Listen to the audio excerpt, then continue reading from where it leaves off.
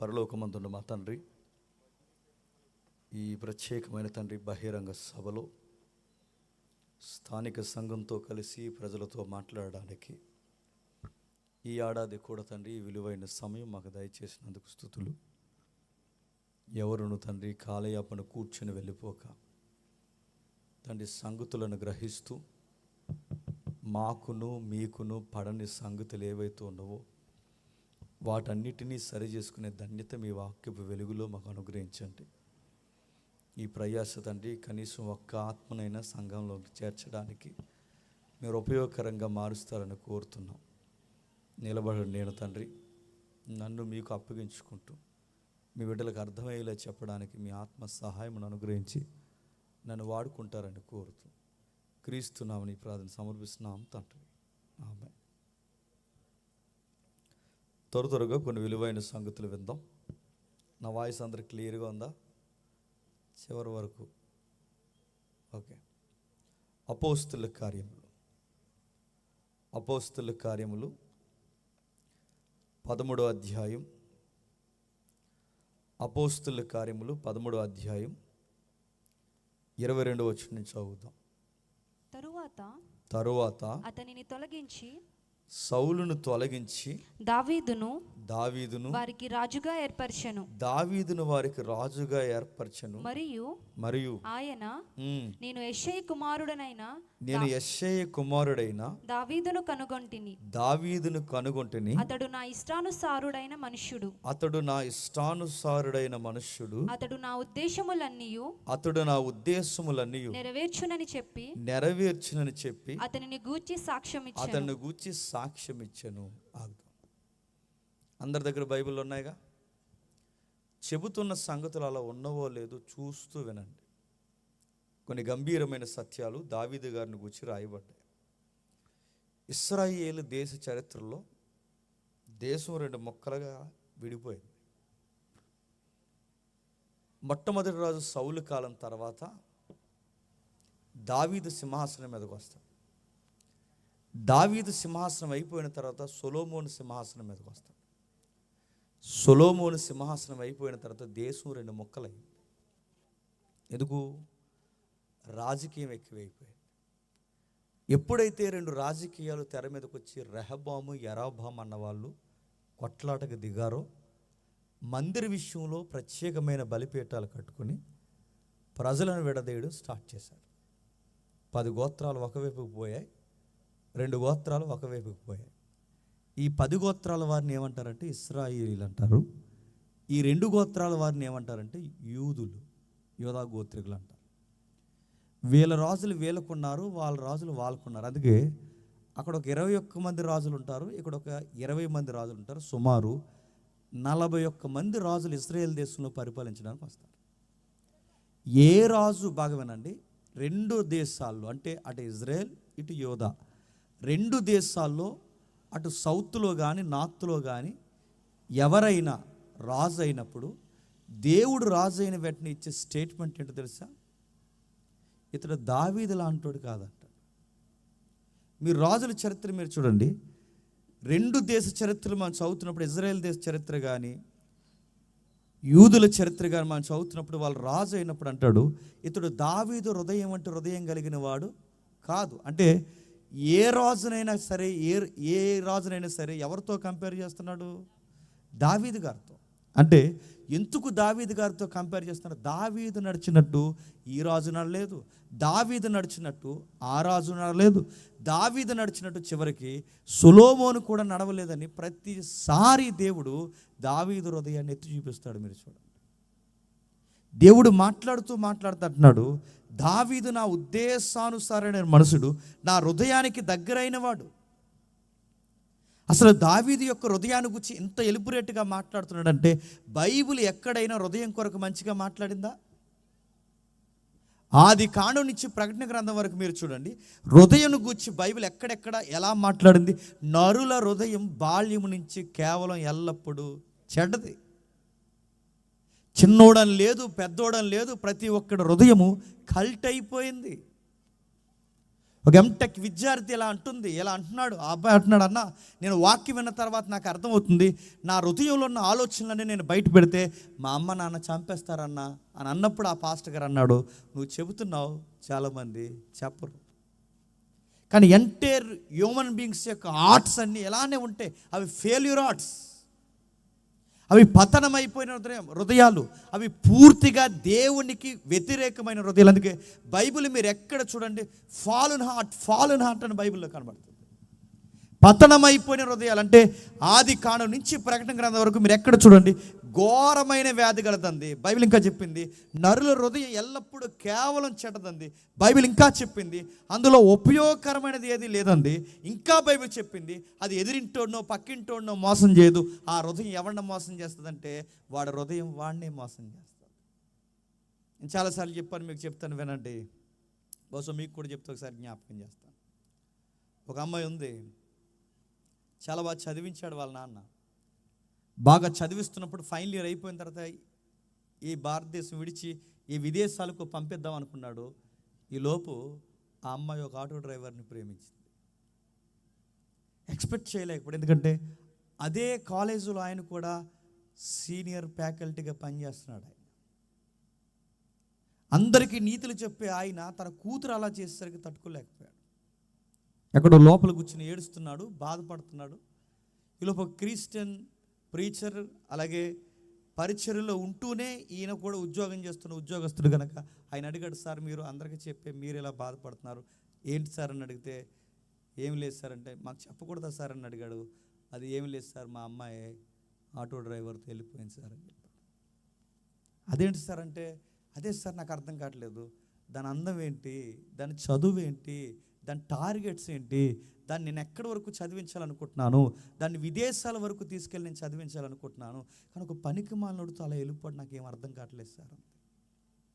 ఆయన ఎప్పుడైతే అలా అన్నాడో ఆ పాస్టర్ అలాగే మాస్టర్ ఆయన ఏమన్నాడంటే, సరే ఇంకా ఆ వయసుకి మనం ఏం చెప్పలేము, చేయాల్సిన నష్టం చేసేసింది, ఇప్పుడు ఆ అమ్మాయి వెళ్ళిపోయింది, ఇప్పుడు ఆయన తన్ని ఈ అమ్మాయిని తీసుకొచ్చి మళ్ళీ ఎవడు కళ్ళు కప్పి ఇంకోటి పెళ్లి చేస్తారు సార్, రేపు పొద్దున్న ఆడుకు కూడా తెలిసింది అనుకోండి, అటు పోతుంది ఇటు పోతుంది, ఆ పని చేసే కన్నా వాడు మీ వాదాకు సరిపోవట్లేదు కనుక మీరే వాడితో ఏదో ఒక బిజినెస్ పెట్టించి మీకు అల్లుడు తగ్గ హోదా వాడికి ఇవ్వండి. ఏమంటారంటే, అది కాదు సార్, అడు నాకు నచ్చలేదు, మరి ఏం చేస్తావు అమ్మాయికి నచ్చినప్పుడు అని ఆయన మోటివేషన్ చేశాడు. సరే ఇప్పుడు ఎక్కడున్నారు నాకు తెలియదు సార్ వాళ్ళంటే, సార్ ఖచ్చితంగా చూడండి, వారు 3 డేస్లో ఖచ్చితంగా మీకు ఫోన్ చేస్తారు, ఎందుకంటే ఈ లేచిపోయిన ఎరుకేకలన్నీ 3 రోజులకు ఫోన్ చేస్తాయి. 3వ రోజుకి అన్నట్టుగానే ఫోన్ చేసింది, డాడీ అన్నాడు. ఆ వాయిస్ విన్న వెంటనే వాళ్ళ నాన్న చాలా బాధపడ్డాడు. తల్లి బంగారం ఎక్కడున్నావురా, ఏం చేసావురా, ఎందుకు వెళ్ళావురంటే, డాడీ ఇవన్నీ నన్ను అడగకండి, నేను పలానా ఊర్లో పలానా లాడ్జ్లో ఉన్నానంటే నెంబర్ చెప్పమ్మంటే నెంబర్ చెప్పింది. డాడీ మమ్మల్ని ఏమనరు కదా, మా ప్రేమను ఒప్పుకోండి అంటే, నేను ఏమన్నామ్మా, నువ్వు ఉండవే నాకు కావాలంటే, ఆ ఉట్టిన బటన్స్ కూడా సరిగ్గా పెట్టుకోకుండా, చెప్పులు కూడా సరిగ్గా వేసుకోకుండా పరుగుని వెళ్ళి ఆ డోర్ కొట్టాడు. ఆ నెంబర్ ఏదైతే చెప్పిందో ఆ డోర్ కొడితే ఓ పనికి మన లింగి కట్టుకుని పానపరకం నవ్వుతూ బయటకు వచ్చాడు. ఆయన అనుకున్నాడు రాంగ్ నెంబర్కి వచ్చానేమో, సరే ఇక్కడ ఒక అమ్మాయి ఉన్నది, ఇదే రూమ్ నెంబర్ చెప్పిందంటే అన్నాడు. కాదు ఇక్కడ ఒక అమ్మాయి ఉంటుందంటే, ఆడి నోరు, ఆడి వాసన, ఆడి గెడ్డం, ఆడి ఎవ్వరం అవన్నీ చూసేసరికి పాప ఏదో రాంగ్ నెంబర్ చెప్పిందేమనుకున్నాడు. ఈ లోపల వెనకాల నుంచి వచ్చి, డాడీ నేను ప్రగాఢముగా ప్రేమించిన అబ్బాయి ఈయనే అంది. మతి పోయింది ఆయనకి. వసే వీడు మాకే నచ్చలేదు నీకెలా నచ్చాడే, వీడు మా కళ్ళకే నచ్చట్లేదు నీకెలా నచ్చుతున్నాడంటే, ఆ అమ్మాయి అందంట, మీ కళ్ళతో కాదు నా కళ్ళతో చూడండి. మరి మీ పానికి మాందా తిట్టాడు. నీ కళ్ళుతో చూస్తే నా కళ్ళుతో చూస్తే కనబడింది అంటే, ఆడి పాచిపళ్ళు కదా, ఆడి గడ్డం కాదా, ఆడి పనికిమాలోడు కదా, నీ కళ్ళుతో చూసినంత మాత్రం నీకేదో చేశాడే వాడు, నిన్నెవరో చెడగొట్టాడు, నిన్నెవరో మోటివేషన్ చేసి నేను ఎక్కడి వరకు తీసుకొచ్చారని చెప్పి తను తిట్టుకుని, నువ్వు వద్దు ఆడవద్దు ఎందుకన్నా దూకి సావండి అని చెప్పి అక్కడి నుంచి ఆయన వచ్చేసాడు. సీనియర్ వచ్చిన తర్వాత పాస్టర్ గారు అడిగారు, సార్ ఏం సార్ అమ్మాయి అంటే, ఆడొద్దు సార్, అది నాకే నచ్చట్లేదు, వాడిని చూస్తుంటే నాకే వామిటింగ్ వస్తుంది, దానికి ఎలా నచ్చాడు సార్ నాకు అర్థం కావట్లేదు, ఎవరో మోసం చేశారు సార్ అమ్మాయిని. దాని కాలు కింద పెడితే తన పాదాలకు అందిపోతాయని మా ఇంట్లో కూడా చెప్పులు వేసుకుని తిరుగుతారు సార్. అలాంటి అందమైన అమ్మాయిని వీడు ఏం చేశాడు నాకు అర్థం కావట్లేదు అన్నప్పుడు అప్పుడు ఆ పాస్టర్ గారు అన్నారు, సార్ గుర్తుపెట్టుకోండి, మీ అమ్మాయిని ఎదిరింటోళ్ళు పాడు చేయలేదు, మీ అమ్మాయిని పక్కింటోళ్ళు పాడు చేయలేదు, మీ అమ్మాయిని తీసుకెళ్ళిపోయిన గల్లలింగిగాడు కూడా పాడు చేయలేదు. మీ అమ్మాయిని మోసం చేసింది ఎవరు తెలుసా? మీ అమ్మాయిని తన హృదయమే తనని మోసం చేసింది. తనకి ఎంత చెప్పినా ఎందుకు ఎక్కట్లేదంటే తన హార్ట్ ఒకటి చెబుతుంది తనకి. అందుకే నరుల హృదయం ఎల్లప్పుడూ కేవలం చెప్పండి చెడ్డది. అది మంచిని స్వీకరించదు, చెడునే ఎక్కువ తీసుకుంటుంది. మీరెంత మంచి మాటలు మాట్లాడినా దానికి మంచి నచ్చదు, దానికి చెడు అట్రాక్షన్గా అనిపిస్తుంది. చెడ్డ మాటలు వినండి ఎంత ఆస్వాదంగా ఉంటుందో, చెడ్డ దృశ్యాలు చూడండి ఎంత ఆస్వాదంగా ఉంటుందో, చెడ్డ స్నేహాలు చేయండి హార్ట్కి ఎంత జాయ్ఫుల్గా ఉంటుందో, హార్ట్ అదే కోరుకుంటుంది. అందుకే బైబిల్ మాట్లాడుతుంది ఆదికాండం నుంచి, అది ఘోరమైన వ్యాధి కలగది. బైబిల్ అడుగడుగునా చెప్పింది హృదయంలో నుంచి మంచిది ఏది రాదు. ప్రభు అయిన యేసుక్రీస్తు వారు ఆయన ప్రసంగం చెబుతున్నాడు, హృదయంలోంచి ఏమొస్తాయంటే దొంగతనము, వ్యభిచారము, కామకత్వము, దుర్మార్గత, నరహత్య. అరే హృదయంలోంచి వెలువరించేది ఉత్పత్తి జరిగేది ఏంటంటే ఇలాంటి థాట్స్ అన్నీ హృదయంలో నుంచి స్టార్ట్ అవుతాయట. అలాంటి హృదయం బాగా వినండి, బైబిల్ ఆదికాండం నుంచి ప్రకటన గ్రంథం వరకు మానవ హృదయాలన్నీ ఎలాగే ఉన్నాయన్నప్పుడు దాని క్వైట్ ఆపోజిట్ రిఫరెన్స్ ఏంటో తెలుసా? దావీదు హృదయం అలా లేదంట. అరే ఇన్ని హృదయాలు ఎలా ఉన్నాయని చెప్పిన బైబిల్ దావీదు హృదయం మాత్రం ఎలా ఉందట? నా ఉద్దేశానుసారంగా ఉందంటున్నాడు. ఆదికాండం 6వ అధ్యాయంలో బాలేదు ప్రజలు, మత్తయి సువార్తలో బాలేదు ప్రజలు, ప్రకటన గ్రంథంలో ఎక్కడా మంచి హృదయాలు ఉన్నట్టు కనబడదు. కానీ దావీదు హృదయాన్ని గురించి బైబిల్ మాత్రం అంది, నా ఇష్టానుసారుడైన మనుషుడు, నాకు నచ్చుతాడు అబ్బాయి, నాకు అబ్బాయి అంటే చాలా ఇష్టం. ఎందుకంటే తన హార్ట్ ఎప్పుడు ఎలా స్పందిస్తుందో తెలుసా? ఆ లబ్ డబ్ అని కొట్టుకున్నప్పుడు దేవుడు దేవుడు అని కొట్టుకుంటుంది. బాల్యం నుంచి తన గురించి ఎన్నో క్వాలిఫికేషన్స్ ఉన్నాయి అతనికి. ఆయన చూడడానికి బాగుంటాడు, తన కళ్ళు అందంగా ఉంటాయి, ఆయన గురించి వర్ణిస్తాడు. అక్కడ మీరు చదవండి, ఇంటికి వెళ్ళిన తర్వాత 12వ అధ్యాయం 1 సమూయేలు గ్రంథం 16వ వచనంలో, చక్కటి నేత్రం గలవాడు, ఎర్రని వాడు, చూడడానికి సుందరుడు, ఆయన చూస్తే ఎవరైనా సరే ఖచ్చితంగా నచ్చుతాడట. అంత బాగుండే అబ్బాయి. ఆయన గమనించండి, ఆయన రంగు బాగున్నా ఆయన మనసు రంగు మీద ఉండదంట. ఆయన కళ్ళు ఎంత అట్రాక్షన్గా ఉన్నా సెల్ఫీలు తీసి సోషల్ మీడియాలో పెట్టడంట. ఆయన కళ్ళును చూసి మురిసిపోయి అందరి కళ్ళకు పేరెట్టుకుంటూ తిరగడంట. ఆయన అందంగా ఉన్నాడని చెప్పి ఇక మిగిలిన వాళ్ళు ఎవడ అందంగా లేడని నేను పెద్ద సూపర్ మ్యాన్ని హ్యాండ్సమ్ అని చెప్పుకోడంట. ఆ అబ్బాయి ఎంత అందంగా ఉన్నా తన హార్ట్ మాత్రం రంగు మీద ఉండదు, తన యొక్క ఐస్ మీద ఉండదు. తన హార్ట్ అంతా ఏమని కొట్టుకుంటుందంటే దేవుడు దేవుడు అని కొట్టుకుంటుందంట. అందుకే దేవుడికి నచ్చాడు, తనకు రంగున్నా తన మనసు రంగు మీద ఉండదు. తనకు అందమైన కళ్ళున్నా తన కళ్ళును చూసి మురిసిపోడు. తనకు అందమైన అందం, సుందరమైన తన దేహం ఎంత బాగున్నా తన దేహాన్ని చూసి ఎక్కడ ఎవరిని అట్రాక్షన్ చేయాలని ఎప్పుడు తనకు అలాంటి థాట్స్ ఉండవు. ఆ అబ్బాయి హృదయం ఎప్పుడు వాక్యము వాక్యము వాక్యము. దావీదులో ఇలాంటి హృదయం ఉందంటే ఉంది. దేవుడికి ఎందుకు ఇంత బాగా నచ్చేసాడు దావీదు అంటే ఆయనకు కొంచెం సెన్సిటివ్ హార్ట్ ఎక్కువ. ఆయనకి చాలా సున్నితంగా ఆలోచిస్తాడట. ఎంత సున్నితంగా ఆలోచిస్తాడంటే సెన్సిటివ్ అనగానే చాలామంది సైకో లక్షణమే సెన్సిటివ్ అనుకుంటున్నారు ఈ మధ్య.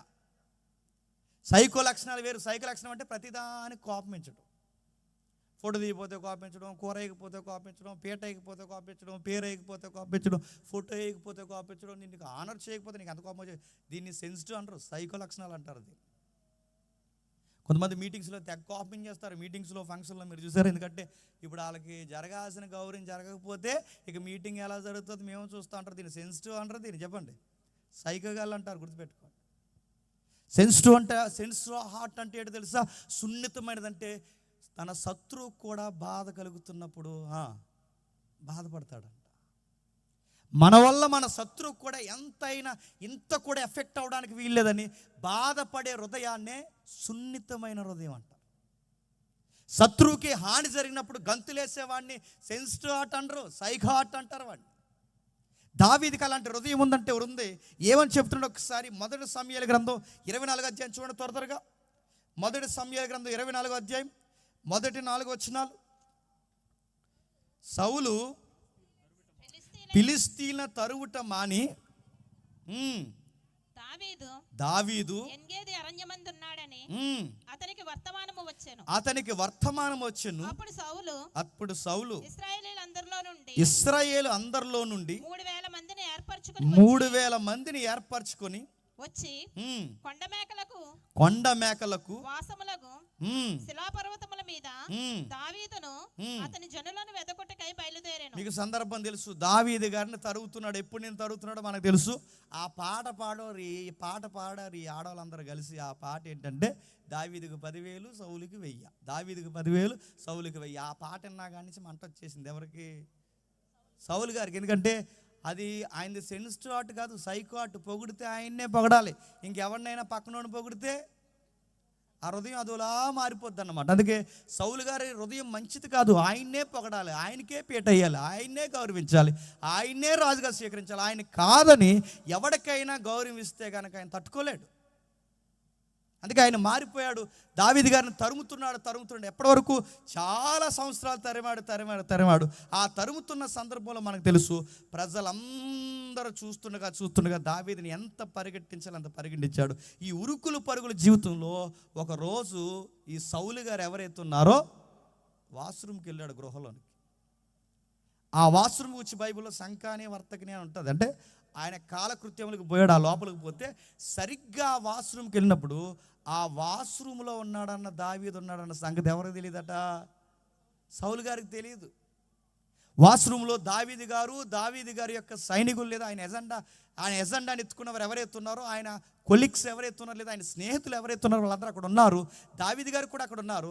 అందరూ ఎంకరేజ్ చేస్తున్నాడు, ఎల్లో ఇంతకన్నా మంచి సమయం దొరకదు, ఎందుకంటే వీడు వాష్రూమ్లోకి అక్కడ వచ్చాడు, నేను తరుముతున్నవాడు నీ దేవుడిని చేతికి అప్పగించాడు, ఇదే తగిన సమయం, వెళ్ళి పేక్కొస్తావో ఏం కోస్తావో ఆడి మెడరిస్తావో ఏం చేస్తావో తెలియదు, దేవుడు సౌలుని నీ చేతికి అప్పగించాడు, నువ్వేం చేస్తావు చేయని వెనకాలన్న వాళ్ళందరూ ఎంకరేజ్ చేస్తే దావీదు వెళ్ళి దగ్గరికి వెళ్ళిన తర్వాత పేక్కొస్తాడనుకున్న దావీదు తన చెంగు కోసాడు.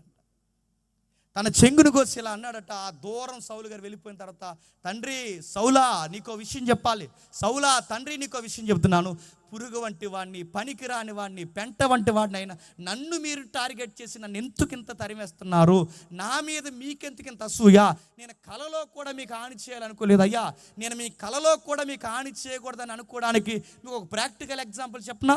మీరు సంకాని వర్తకునికి పోయినప్పుడు మీకు తెలియకుండానే నేను ఏం చేశానంటే వెనకాల క్లాత్ కట్ చేశాను.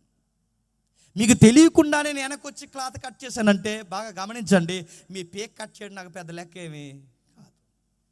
నేను వెనకాల నీ క్లాతే కట్ చేసి నీకు తెలియకుండానంటే మేము చంపలేనా? కానీ ఈ రోజు కూడా మిమ్మల్ని ఎందుకు నేను చంపలేనో తెలుసా? మీరు ఎంతైనాను దేవుని చేత అభిషేకింపబడిన సేవకులు, రాజు, మీరు దేవుని చేత అభిషేకింపబడిన సేవకులు కనుక నేను మిమ్మల్ని ఏమీ అనలేను. మీరు ఎంత తరిమినా నేను లొంగిపోతాను. మీరు నా మీద కోపం పెంచుకుని నన్ను చంపేయాలని ఇలాంటి ఉద్దేశాలు కలిగి ఉన్నారని నేను పరిగెడుతున్నాను తప్ప, మీరు కూర్చోమంటే కూర్చుంటాను, లెగమంటే లెగుస్తాను. మీరు ఎంతైనా దేవుని చేత పిలువబడిన మొదటి అభిషక్తులు, మిమ్మల్ని ఎందుకు నేను ఏమన్నా అనగలను రాజా, మీరు ఎందుకు నా మీద పగబెట్టుకుంటున్నారని శత్రువుకి వివరణించుకుంటున్నాడు. చూడండి, తన శత్రువు చేతుల్లోకి వచ్చినా ఏమీ చేయకుండా తిరగేసి ఈయనే స్వారీ చెప్తున్నాడంటే దావీదు హార్ట్ ఎంత బాగుందో మీరు చూడండి. మనమైతే మీ టైం అయిందిరా చెప్పండి, మా టైం వచ్చిందిరా, ఈసారి చూసుకునిరా అంటామ్మా. దావీదు అలా అండంట, నా టైం అయినా నీ టైం అయినా ఏ టైం అయినా నేను ఎవరిని ఏమీ చేయనంటాడు.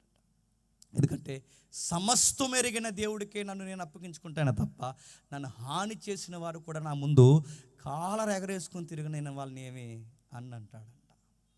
దావీదు గారు అంటున్నారు, జీవితాన్నే తీసేయాలనుకున్నవాడు, లైఫే లేకుండా చేయాలనుకున్నవాడు, ఈటిసినవాడు, బల్లి విసిరినవాడు, చంపేయాలని ఎన్నో స్కెచ్లు వేసినవాడు, చివరికి వాళ్ళ పిల్లనిచ్చి పెళ్లి చేసి ఆ పిల్ల ద్వారా కూడా చంపేయాలనుకుని ఇంత దుర్మార్గుడైన ఆ మామైన సౌలు ఇంత పరిచర్య చేస్తే, ఇంత దారుణమైన కీడికి ఒడికట్టిన ఈ సౌలుని దావీదు అన్నాడట, నా మీద మీకు ఎలాంటి పగలేదు సార్, నేను అనుకుంటున్నాను మీరు నా మీద పగలేదని నేను ఊహిస్తాను, ఎందుకంటే మీరెవరో నా గురించికి మీకు తప్పుగా చెబుతున్నారు. అక్కడ కూడా తప్పు ఎవరిది లేదంటున్నాడు తెలుసా? సౌలుది లేదట. సౌలు గారు మంచివాడట. దావీదు గారు ఎంత సున్నితంగా ఆలోచిస్తున్నాడు చూడండి. ఎవరో మీకు రాంగ్ గైడెన్స్ ఇస్తున్నారు సార్, మీరు మంచివాళ్ళే, మీరు మంచిగానే ఉన్నారు, ఎవరో మీకు తప్పుడు వార్తలు ఇచ్చి నన్ను తప్పుడు వ్యక్తిగా మీ దృష్టిలో క్రియేట్ చేశారు, కానీ నిజానికి మీరు హాని చేసే మనిషి కాదు. ఇప్పటికీ పొగుడుతున్నాడంటే దావీదు గారి హృదయం ఎంత బాగుందో చూడండి. నేను అడుగుతున్నాను, దావీదు గారి హృదయం ఇంత బాగున్నప్పుడు దావీదు గారిని చూసిన దేవుడు మన హృదయాలను కూడా చూస్తాడా చూడ్డా? బైబిల్లో ఇన్ని హృదయాలు నచ్చిన దేవుడు, బైబిల్లో ఎవరి హృదయాన్ని ఒప్పుకొని దేవుడు దావీదు హృదయాన్ని ఒప్పుకొని పొగుడుతున్నాడంటే, దావీదులో ఏమి నచ్చింది అబ్బా దేవుడి కంటే? శత్రువులు బాధపడితే ఆనందపడడు, శత్రువులు బాధపడినా చెప్పండి అందుకు దావీదు నచ్చాడు. మనమైతే మనకు నచ్చిన వాళ్ళు ఎదిరింటోళ్ళ మీద పిడిగడిపోవాలనుకుంటాం. మనకు నచ్చిన వాళ్ళకి వస్తున్నప్పుడు యాక్సిడెంట్ ఏమైనా జరిగిందంటే జరుగుద్ది. మమ్మల్ని ఏమన్నారో కొన్న వీళ్ళు మన ఎన్ని మాట్లాడినారో మమ్మల్ని, అందుకే యాక్సిడెంట్ అయిపోయింది వీళ్ళకి. చర్చిలకి వెళ్ళి బైబిల్ పట్టుకుని తిరుగుతాం కానీ, గుర్తుపెట్టుకోండి, చర్చిలకి వెళ్ళి బైబిల్ పట్టుకుని తిరుగుతాం కానీ మన హార్ట్ ఎప్పుడు దేవునికి ఎలా ఉంటుందో తెలుసా? వ్యతిరేకంగానే పనిచేస్తుంది. నీ శత్రువును కూడా ప్రేమించవయ్యా అని బైబిల్ చెప్తే, శత్రువులకి ఎప్పుడు హాని జరిగితే పల్లికలు ఇద్దామా అని చూస్తామా? మన ఎదురింటోళ్ళు నాశనం అయిపోతే అలాగే జరుగుతుంది. ఎన్నిసార్లు మనం కబుర్లు చెప్పుకుంటాం. అందుకే చూడండి, ఇతరులకి నష్టం జరిగినప్పుడు, ఇతరులకే కష్టం వచ్చినప్పుడు, నీకు నచ్చిన వారు బాధలు ఉన్నప్పుడు నువ్వు నవ్వుతున్నావంటే అది దావీదు హృదయం కాదు, చెప్పండి, సౌలు హృదయం. అది నీ ఎదురింటోళ్ళు పాడవుతున్నప్పుడు అది చూసి నువ్వు నవ్వుతున్నావంటే అది దావీదు దేవుడు ఇష్టపడే హృదయం కాదు, అది సాతాను హృదయం. అది దావీదు ఎందుకు దేవుడికి నచ్చాడంటే, ఎవరో పాడైపోవాలని కోరుకోడు, ఎంతో కొంత యెహోవా నామంలో అందరూ బాగుండాలనే కోరుకుంటాడు. తను చంపాలనుకున్నవాడు కూడా తన మీదకి ఎగేసుకుని వస్తున్నప్పుడు తప్పు చేసిన వెంటనే దావీదు వెంటనే తీసుకుని తనకున్న పవర్ని బట్టి సౌలుని చంపొచ్చు. ఎందుకు చెప్పినా, గొలియాతును కొట్టినోడు సౌలుని కొట్టడం పెద్ద లెక్కేమి కొట్టడు ఆయన. ఎందుకంటే తనకు అర్థమయ్యేలా చెప్తాడు. సార్ మీకు విషయం చెప్పాలి, మీరు ఎక్కడో తప్పుగా అనుకుంటున్నారు, నా హృదయంలో ఏమీ లేదు, పగ లేదు, మిమ్మల్ని పోతే నేను రాజు అవ్వాలన్న ఫీలింగ్ కూడా లేదు, అసలు నేను రాజు అవ్వాలన్న థాట్స్ నాకు లేవు. నేను ఎక్కడో మా నాన్న గొర్రెలు మేపుకుంటుంటే ఆయన వచ్చాడు, ఆ పెద్ద ఆయన పేరు సమూయేలు గారు. ఆయన రావడం ఏంటి, కొమ్ముతేలు నా మీద వేయడం ఏంటి, నువ్వు రాజుగా ఇశ్రాయేలుకు వస్తున్నావని ఆయన అనడం ఏంటి, నాకు ఈ సబ్జెక్ట్ అంతా ఏమి తెలుస్తా, నాకు ఎక్కడ ఇంటెన్షనల్గా నేను కింగ్ అవ్వాలన్న ఫీలింగ్ లేదు. దేవుడే ప్రవక్తను పంపి ఎక్కడో గొర్రెల వెనకాల ఉన్న నన్ను అభిషేకించాడు, నాకు సంబంధం లేకుండా వచ్చిన అధికారాన్ని బట్టి నన్ను ఎందుకు సార్ ఇంత సంపాలని మీరు చూస్తున్నారని తనకు వివరణించుకుంటున్నాడు. చూసారా, అది దావీదు అంటే. దావీదు అంటే అదే. దావీదులో గొప్పతనం చూడండి, వివరించుకోవడమే కాదు, ఆ అబ్బాయి హృదయం ఎంత బాగుండడానికి కారణం, ఎక్కడ కూడా లంచాలు కానీ, ఎక్కడ కూడా దేవుడికి వ్యతిరేకమైన ఆ కార్యక్రమాలు చేస్తున్న ఆ దేవాలయంలో బంగారం కానీ ఏది దొంగిలించే మనసు ఎవరికి లేదు చెప్పండి? దావీదుకి లేదు. అందరూ బాగుండాలి, పెద్ద ఆయన బాగుంటే నేను కూడా బాగుంటాను అనుకునే రకమైన. అలాంటి ఆయన పాటలు రాసుకున్నాడు. ఏమని రాసుకున్నాడు చూడండి, 119వ కీర్తన 11వ కీర్తన 11వ వచనం. 119వ కీర్తన 11వ వచనం. 119వ కీర్తన 11వ వచనం. చదువుతారు ఎవరైనా? నీ ఎదుట నేను పాపము చేయకుండా నా హృదయములో నీ వాక్యము ఉంచుకొని ఉన్నాను. దావీదు గారి హృదయం దేవుడికి అంత బాగా నచ్చేయడానికి మరొక పాయింట్ చెప్పండి, ఆయన హృదయంలో వాక్యానికే ప్రథమ స్థానం ఉందంట. ఈ మధ్యకాలంలో ఈసీజీలు ఎక్కువైపోయినాయి. మాట్లాడితే పొడుగు పెట్టే పెట్టేసి మనకి ఈసీజీ తీసేస్తున్నారు. అది ఇలా పోద్ది, అప్ అండ్ డౌన్ ఇలా స్ట్రైట్గా పోతే ఇంక పోయినట్టే. మనం అది ఇలా వెళ్తుంటుంది, అప్ అండ్ డౌన్ వెళ్తుంటుంది. మీరు గమనించండి, ఈసీజీలో జరగని గొప్పతనం ఏంటి చెప్పిన, ఈసీజీ తీసినప్పుడు హృదయం ఎలా స్పందిస్తుందో ఆ మిషన్ చెప్పిందే తప్ప హృదయంలో ఏముందో ఆ మిషన్ చెప్తూ అక్కడ ఉంటాడు చెప్పండి. భూమి మీద కాపురాలు ఉండవు, పాయ చెప్పండి, స్నేహాలు ఉండవు, సంఘాలు ఉండవు, ఏముండవు, అన్నీ పోతాయి. ఎందుకు చెప్పినా, ఎవడు హృదయం ఏముందో అందులో గ్రాఫ్లో వచ్చేస్తుంది అనుకోండి. ఎదవి ఎలా ఆలోచిస్తున్నాడు అని ఒక గ్రాఫ్ తీసుకున్నాడు, అన్ని జిరాక్స్లే అందరికీ. ఇలా వచ్చినట్టు ఈడేంటి ఎలా ఉన్నాడని అంత జిరాక్స్లో వచ్చేస్తుంది అనుకోండి. అందుకే దేవుడు బాగా వినండి, మానవ హృదయాల్ని మానవులు ఎరుగుతారు లేదా కానీ సమస్త హృదయాల్ని ఎరిగిన వారు ఎవరు చెప్పండి? దేవుడు. అందుకే అందరి హృదయాలను చూశాడు దేవుడు. దావీదు హృదయాన్ని చూశాడు. దావీదు హృదయంలో ఏముంది? దావీదు హృదయంలో వాక్యం ప్రథమ స్థానం ఉందంట. ఆ వాక్యం తర్వాతే ఏదైనా. మనకు వాక్యాలు తప్ప అన్ని ప్రథమ స్థానాలే.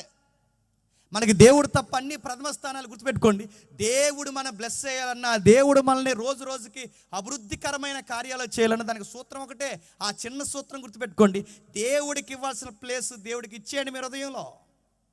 వాక్యానికి ఇవ్వాల్సిన స్థానం వాక్యానికి ఇచ్చేయండి. ఈ రెండిటికి మీరు స్థానం ఎప్పుడైతే ఇస్తారో మీరు చేసిన ప్రతి పనిని దేవుడు ఫలభరితంగా మారుస్తాడు. కేంద్ర స్థానం ఆయనకి ఇవ్వండి. దావీదు గారిని దేవుడు ఎందుకు అంత బాగా ఇష్టపడ్డాడు? ఆయన హృదయంలో కేవలం ఆయన గుండె ఎవరి కోసం కొట్టుకుంటే దేవుడు దేవుడు అని కొట్టుకుంటుందట. మీరు 100 ప్రసంగాలు వినండి, ఆ 100 ప్రసంగాలు విన్న తర్వాత కూడా మన హృదయం దేవుడు దేవుడు అని కొట్టుకోకపోతే నీ హృదయం చాలా తేడాగా ఉంది. నువ్వు 100 ప్రసంగాలు వినడం కాదు, 365 రోజుల్లో చర్చికి ఇన్నిసార్లు పోయినా ఇంకా నువ్వు కీడు చేస్తున్నప్పుడు నీ హృదయం ఆనందిస్తుందంటే, ఆ హృదయంలో దేవుడు లేకుండా ఎదుటోళ్ళకి కీడు జరుగుతున్నప్పుడు ఆనందిస్తుందంటే నీ హృదయంలో ఏమి లేదు చెప్పు? వాక్యం లేదు. హృదయంలో వాక్యం ఉన్నవాడు కీడు చూసి సంతోషపడ్డు, హృదయంలో వాక్యం ఉన్నవాడు ఇతరుల నాశనాన్ని కోరుకోడు, హృదయంలో వాక్యం ఉన్నవాడు అందరూ బాగుండాలని చూస్తారు. ఇప్పుడు చెప్పండి, నీ హృదయంలో వాక్యం ఉంటే అందరూ బాగుండాలని చూడాలి, కానీ నీ హృదయంలో వాక్యం లేదని గుర్తేంటి చెప్పనా? ఒకడు పాడవుతే నవ్వుతున్నావంటే నీ హృదయంలో వాక్యం లేదు. మరి ఏముంది? అసూయ ఉంది, పగుంది, ప్రతీకారం ఉంది. నీ హృదయంలో ఏముందో తెలుసా? ఇతరులు బాగుండకూడదు, నేను మాత్రమే బాగుండాలన్న ఒక సెల్ఫ్ నీలో ఎప్పుడు నడుస్తుంది. దావీదుకి అలా లేదట. దావీదు హృదయంలో వాక్యం ఉంది కనుకే శత్రువు కూడా బాగుండాలని చూస్తున్నాడు. అందుకే దేవుడు రాను రాను ప్రజలతో మాట్లాడుతూ యెహెజ్కేలు గ్రంథం వచ్చేసరికి ఇలా అంటాడు. ఆ 11:9లో, ఆ 11:9 ఏమంటారో తెలుసా? ఈ మానవుల యొక్క వైఖరి మారాలంటే సూత్రం ఒకటే, ఈ రాతి గుండెని తీసి చెప్పండి మాంసం గుండె ఇవ్వాల్సిందే. అందరికీ మొండు హృదయాలు, జాలి లేదు, దయ లేదు, కరుణ లేదు, ప్రేమ లేదు, అర్థం చేసుకునే తత్వం లేదు. ఎవరి స్వార్థానికి వారు ఆలోచిస్తారు. ఇలా ఆలోచించే హృదయాలు, ఈ రాతి హృదయాలు పోయి మాంసపు హృదయం వస్తే కానీ ఇలా బాగుపడరు. దావీదు హృదయం ఎంత సున్నితంగా ఉందో చూడండి. సౌలు ఎంత తరిమినా, ఎంత ఇబ్బంది పెట్టినా, తను ఎంతగా లేకుండా చేయాలనుకున్నా ఆ దావీదు గారు అన్నారట, సార్ మీరు నన్ను ఏమైనా చేయండి కానీ నేను మాత్రం మిమ్మల్ని ఏమీ చేయను సార్. ఒకరోజు దావీదు గారి జీవితంలో మరొక విషయం జరుగుతుంది. దావీదు గారి హృదయం ఎంత బాగా పనిచేస్తుందంటే, ఈ గొలియాతు గారి ఫైట్ జరుగుతున్న సీన్ మీకు గుర్తుందిగా? ఆ టైంలో ఈ సీనియర్ సైనికులు ఎవరైతే ఉన్నారో వీళ్ళు మాత్రం ఊళ్ళో ఏదో బిల్డప్లు ఇచ్చేసి మాత్రం యుద్ధానికి వెళ్తామని చెప్పారు. యుద్ధం లేదు, పాడీలు అందరూ గుడారంలోకి దూరించి 3 పూటలా తింటున్నారు. ఆడేమో సవాల్ చేస్తున్నాడు. సవాల్ చేస్తే ఎవడో బయటకు రాడు, ఎందుకంటే బయటకు వస్తే ఇంకెవడో లోనికి వెళ్ళడు. ఆడ అంత ఎత్తున్నాడు.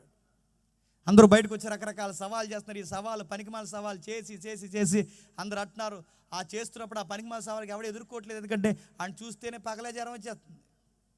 ఆడ అలా ఉన్నాడు. ఆడ తలకాయ చూస్తే అది ఏనుగు తలగా ఉంది, ఆ భుజాలు ఇవన్నీ. ఇలా టైంలో చూడండి, ఎవరి హృదయాలు కూడా ధైర్యంలో ఉన్నారా? ఇంక్లూడింగ్ కింగ్ కూడా ఏమైపోయాడు చెప్పండి? గుడారంలో పోయి కిటికీలో చూసి ఆ రాజు అయిన సౌలు అన్నాడట, ఈయనెవడైనా కొడితే నా రాజ్యం సగం రాసిస్తాను, ఈయనెవడైనా కొడితే మా చిన్నమ్మాయి నుంచి పెళ్లి చేస్తాడు. బెట్లగా వస్తున్నాడు రాజు లోపల కూర్చొని. రాజు హృదయం ధైర్యం లేదు, సైనికుల హృదయం ధైర్యం లేదు, అసలు సైన్యాధిపతులకు కూడా ధైర్యం లేని టైంలో ఒక నూగు మీసాలు వేసుకుని రింగుల తలేసుకుని అక్కడికి వచ్చిన 10th క్లాస్ వయసు ఉన్న ఒక 16 ఏళ్ళ కుర్రోడు ఏమన్నా తెలుసా? మీ హార్ట్ని డిస్టర్బెన్స్ చేయొద్దు అన్నాడు. స్ట్రాంగ్గా నిలబడమన్నాడు. ఏమన్నా తెలుసా? ఆడెవడో పనికిమాల సున్నతి లేని ఆ ఫిలిస్తీయుడు, సున్నతి కలిగిన నిబంధన కలిగిన మనల్ని వాడు అనడానికి వాడెవడో? యెహోవా పక్షం నేను చెప్తున్నాను, మీరు ధైర్యంగా ఉండండి, మీ హృదయాల్ని కృంగనివ్వకండి. అంటే మీ హృదయాల్ని డౌన్ అవ్వద్దు, స్ట్రాంగ్గా ఉంచండి, వాడి సంగతి నేను తెలుస్తానన్నాడంటే దావీదులో దేవుడికి నచ్చింది చెప్పనా? పరిస్థితి ఎలా ఉన్నా చెప్పండి స్ట్రాంగ్గా ఉంటాడు. అది దావీదు అంటే. పరిస్థితి ఎలా ఉన్నా, మనకి ఏదన్నా జ్వరం వచ్చిందంటే చాలు 2 మోసం చేయిపోతాయి. మనం కరోనా లక్షణాల్లో ఉన్నాయేంటి, ఉన్నాయేటంట్లోకి ఇంకా ఊపిరి పోద్దు మనకి సాగు. నీకు జ్వరం రాకూడదు, తలనొప్పి రాకూడదు, ఏమి అవ్వకూడదు, నీకేమైనా అప్పు లేదన్న మీదకి వస్తే తట్టుకోలేవు, సంసారంలో ఏమైనా జరిగితే ఇంక నిన్ను ఆపలేవు, సంఘంలో నీకు ఇవ్వాల్సిన గౌరవం ఇవ్వకపోతే ఇంక నీ ముఖం రకరకాలు అయిపోతున్నాడు. నువ్వు చిన్న చిన్న విషయాలకి నువ్వు తట్టుకోలేకపోతే దేవానికి నచ్చంటే దేవుడు అంటే నీ బొంద నచ్చావు, నువ్వు నచ్చవు నాకు అంటాడు. ఎందుకు చెప్పినా నీ హృదయం చాలా వీక్గా ఉంది, ఎందుకంటే నువ్వు ప్రతిదానికి సున్నితం. ఎవరన్నా ఏమనంటే ఫ్యాన్ వైపు చూస్తావు, ఎవరన్నా ఏమంటే నుయ్యపు చూస్తావు, ఎవరన్నా ఏమనంటే గొయ్యపు చూస్తావు, ఎవరన్నా ఏమంటే పురుగుల మంది ఆగేస్తానంటావు. నడుతున్నాను. మనం ఎలా నచ్చేస్తాం దేవుడికి?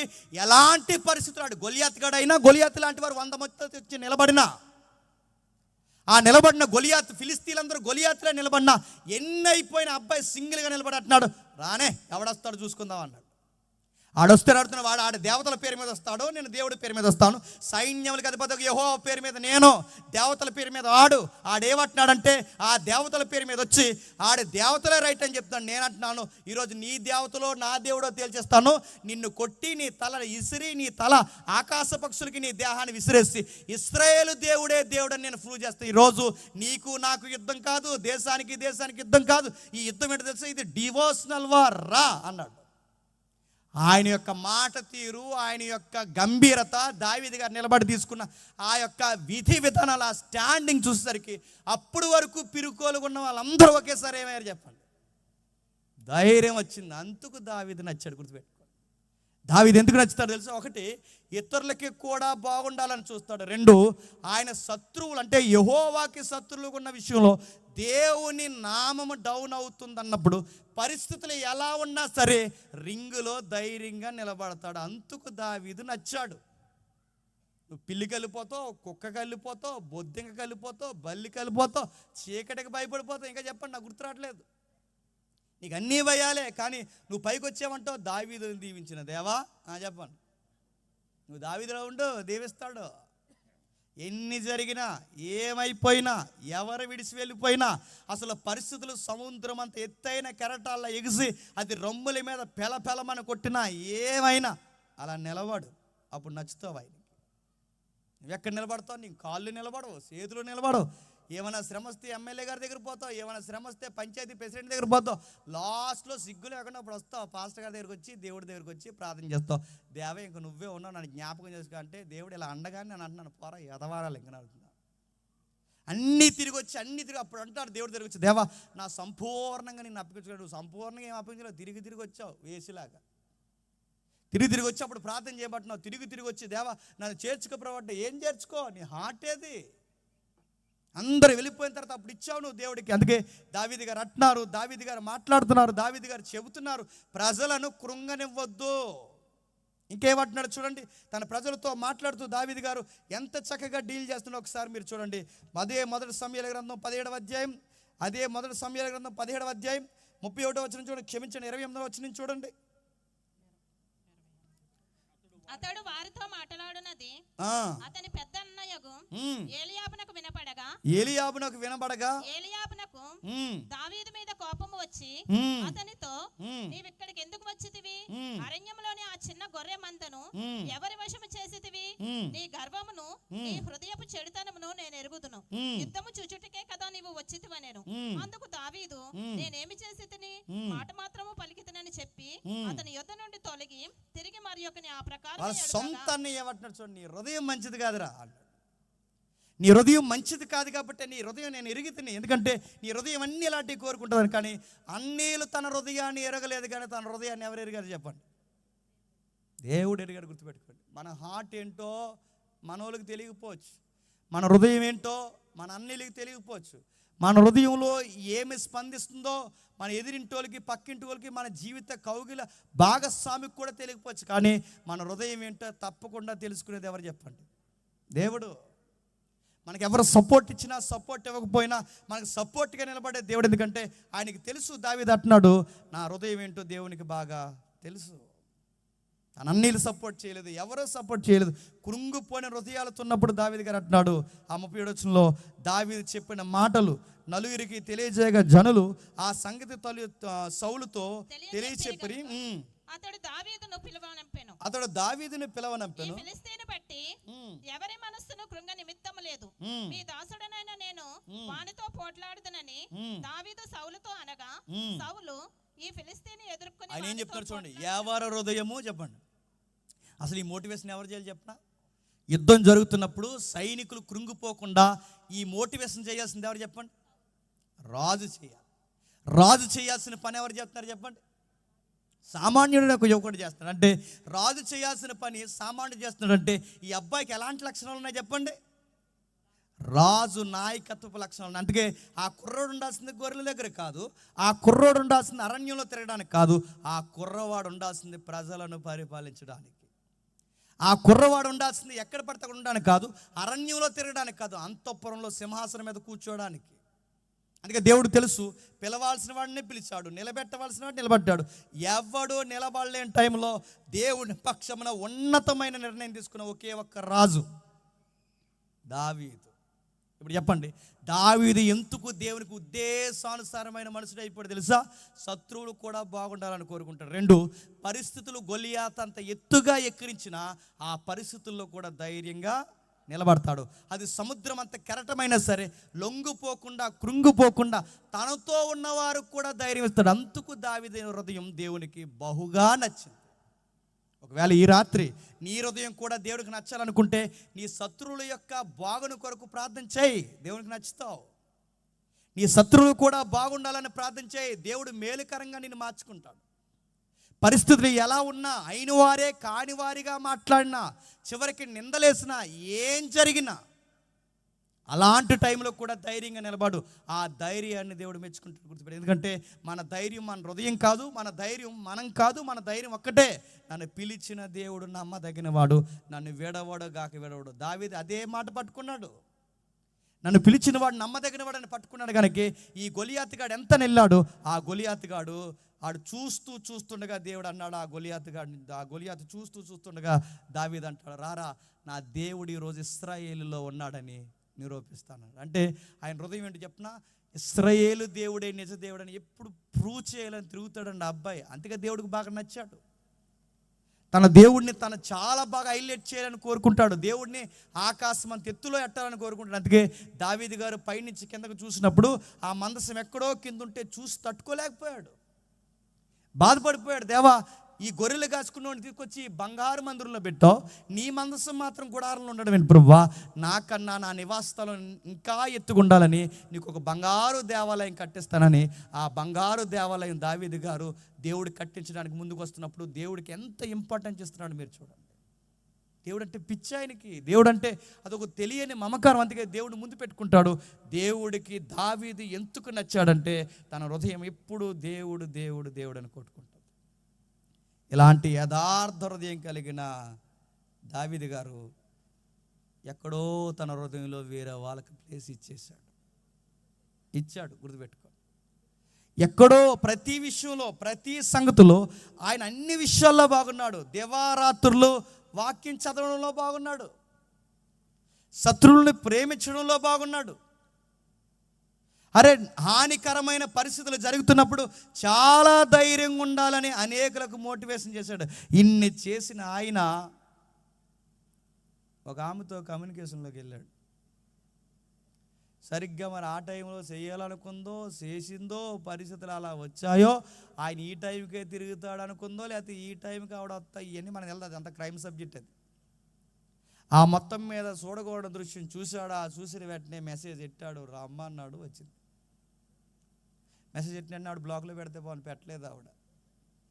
ఆవిడ ఎందుకు పెడుతుంది? కింగ్ అక్కడ.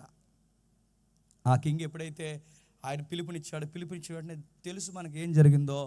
ఆ పిలుపునిచ్చిన వెంటనే దావీదు గారికి గుడ్ న్యూస్ వచ్చింది. ఆ గుడ్ న్యూస్ ఏదో కాదు, కంగ్రాచులేషన్ చెప్పారు. ఏమేం చెప్పండి? ప్రెగ్నెంట్.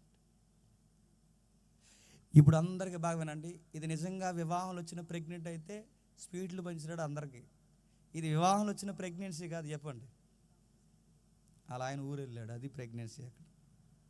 అలాంటి టైంలో ఇప్పుడు ప్రెగ్నెంట్ అయింది. ఇప్పుడు ఎలా కవర్ చేస్తారు? ఆ రోజుల్లో ఈ నర్సింగ్ డిపార్ట్మెంట్లు, క్షమించండి, ఈ మెడికల్ డిపార్ట్మెంట్ లేదు. ఆ రోజుల్లో ఇలాంటి దొంగ హాస్పిటల్ లేవు. ఉంటే ఫోన్ చేద్దాడేమో, లేవు. అలాంటివి ఏమీ లేవు. మరి ఏం చేస్తాడు ఆ టైంలో? ఎలా కవర్ చేస్తాడు? కవరింగ్ ఏమీ లేదు. వాళ్ళ హస్బెండ్ పిలవడమే.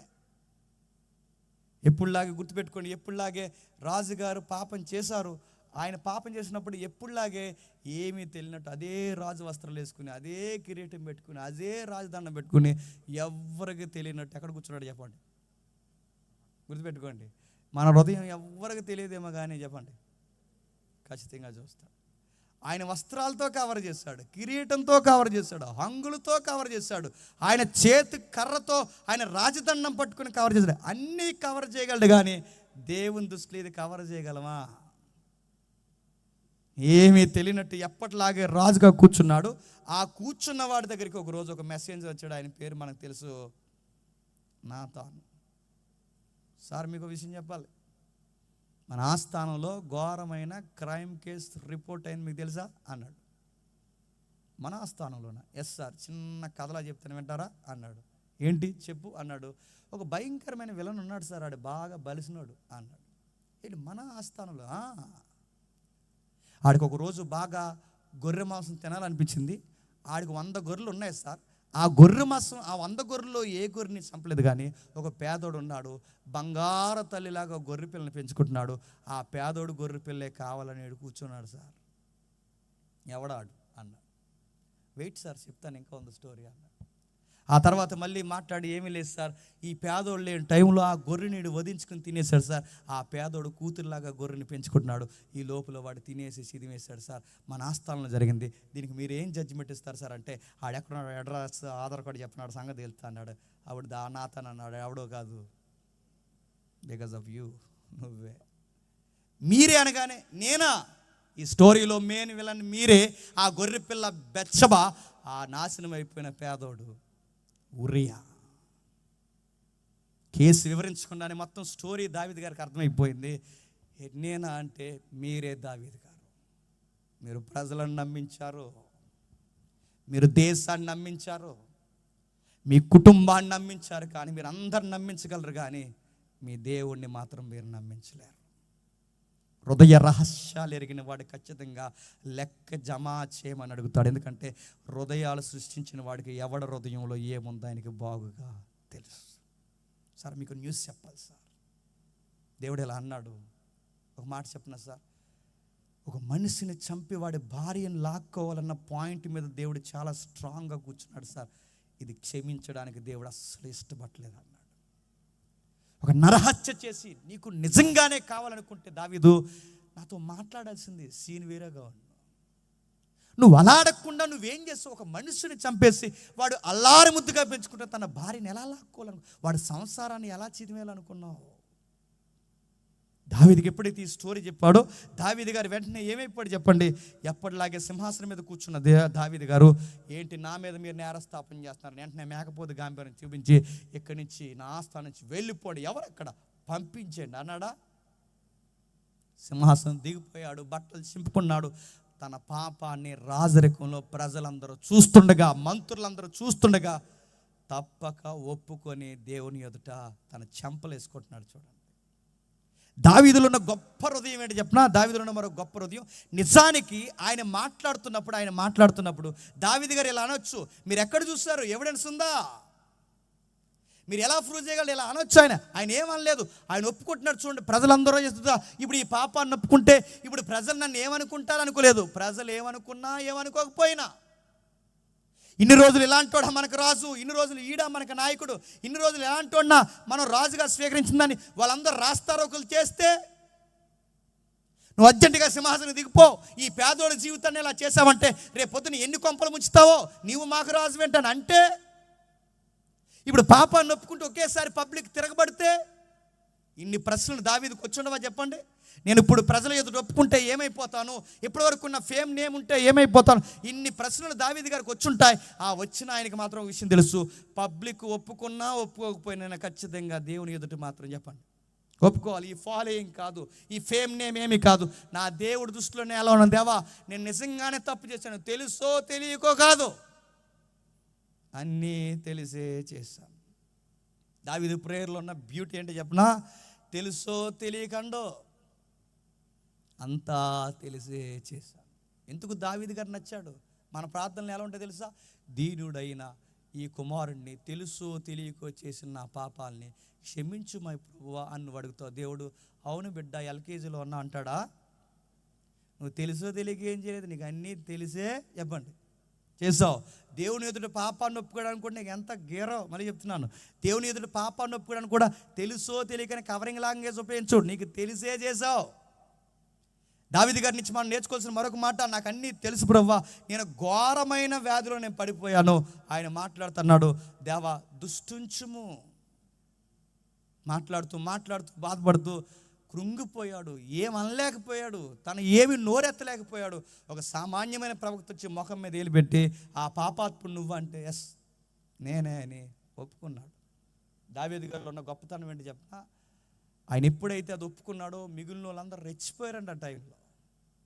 ఎంతగా రెచ్చిపోయారు తెలుసా? దావీదు గారి మీద వానపాములు లేటోళ్ళు కూడా లేచిపోయి దావీదు గారిని కామెంట్ చేయడం స్టార్ట్ చేశారు.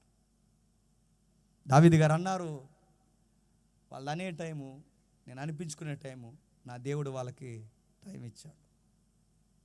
నా సేవకుడిగా పరిచర్య చేస్తున్నప్పుడు వాడి మీద వేగవాలితే నాకు అనుగుడ్లో ఏలు పెట్టినట్టని సెలవిచ్చిన దేవుడే, ఆయన పర్మిషన్ లేకుండా ఎవడో ఏమండో వీళ్ళు అంటున్నారంటే అన్నివ్వండి. ఆ సిమి అన్నవాడు ఒకడు ఉంటాడు ఆ సౌలుకి దగ్గరగా, మీరు ఇంటికి వెళ్ళి చదవండి. ఆ సిమి ఆడికి నడవమే సరిగా ఉండదు, ఆడికి నడవడమే రాదు. అలాంటోడు ఆ సిమి అన్నవాడు లెగిసి పడిపోయి దావీదు గారినే తిడుతుంటాడు, ఈ పచ్చిపూతులు తిడతాడు. ఎలాటోడు ఆ పని చేశాడు, ఈ పని చేశాడు, దుర్మార్గుడు, వీడి మీద అది ఉంది ఇది ఉందని ఎన్నో చీకటి మాటలు దావీదు గారి మీద పలుకుతుంటే ఆ పక్కన సైనికులు అంటారు, సార్ మీరు పర్మిషన్ ఆడ తలకాయ తెచ్చేస్తామంటారు, సార్ మీరు ఏ నాలుకైతే ఎగురుతుందో ఆ నాలుగు కోసి తెచ్చేస్తుంటారు, మీరు పర్మిషన్ ఇవ్వండి. దావీదు గారు అడవికి నడిచి వెళ్ళిపోతూ అంటాడు, అన్నివ్వండి, నా దేవుడు సెలవు లేకుండా ఎవడు ఏది నన్ను అన్నివ్వడు. ఎందుకంటే దేవుడిస్తున్న పనిష్మెంట్ను కూడా ఆనందంగా స్వీకరించి తనలో తాను బాధపడుతున్నాడు తప్ప అంటున్న వాడి మీద పగ కూడా చెప్పండి పెంచుకోవట్లేదు. దావీదు గారిలో ఇంకా గొప్ప హృదయం ఉంది. తను ఎంత బాధపడ్డాడో ఆ బాధనంతటిని పశ్చాత్తాపంతో ఒక పాట రాసుకున్నాడు. ఏమని రాసుకున్నాడు ముగిద్దాం ఒకసారి చూడండి. 51వ కీర్తన త్వరగా 51వ కీర్తన మొదటి 2 వచనాలు. దేవా నీ కృప చొప్పున నన్ను కరుణించుము, నీ వాత్సల్య బాహుల్యము చొప్పున నా అతిక్రమములను తుడిచివేయము, నా దోషము పోవునట్లు నన్ను బాగుగా కడుగుము, నా పాపము పోవునట్లు నన్ను పవిత్ర. కీలకమైన 3 పదాలు ఉన్నాయి చూడండి. తుడిచేయి, కడిగేయి, మూడవది పవిత్రపరిచేయి. ఏ విషయంలో ఏ ఉద్దేశంతో ఈ పదాల పాటలో పెట్టాడు చెప్పండి? నన్ను తుడవమంటున్నాడు, కడగమంటున్నాడు, పవిత్రంగా మార్చబట్టినాడు. ఎందుకు? ఏ విషయంలో దావీదు గారు ఈ పదాలు రాస్తున్నాడు? ఉరియా రక్తపు మరకలు నా జీవితానికి అంటుకున్నాయి ప్రభువా, నన్ను కడిగాయి. అది ప్రార్థన. అక్కడ ఆ 51వ కీర్తనలో ఆ ప్రార్థనా పాట ఎందుకు రాస్తున్నాడు తెలుసా? ఆ అమాయకుడు రక్తం నాకు అంటుకుంది, నాకు తెలుసు. వాడు మరణపు ఉత్తరాన్ని వాడి చేతికి ఇచ్చి అమాయకుడిని చంపేసిన ఆ రక్తం నాకు అంటుకుంది ప్రభువా. పలుమార్లు నేను చేసిన తప్పుని వాడి మీద గెంటేద్దామని పలుమార్లు ప్లాన్ చేశాను, కానీ నా ప్లాన్ వర్కౌట్ అవ్వకపోయేసరికి వాడిని చంపేశాను ప్రభువా. నాకు తెలుసు ఆ రక్తం నాకు అంటుకుంది, నేను బతిమాలు కొట్టినాను, దయచేసి నన్ను కడిగే, నన్ను పవిత్రపరిచే, నన్ను తుడిచే.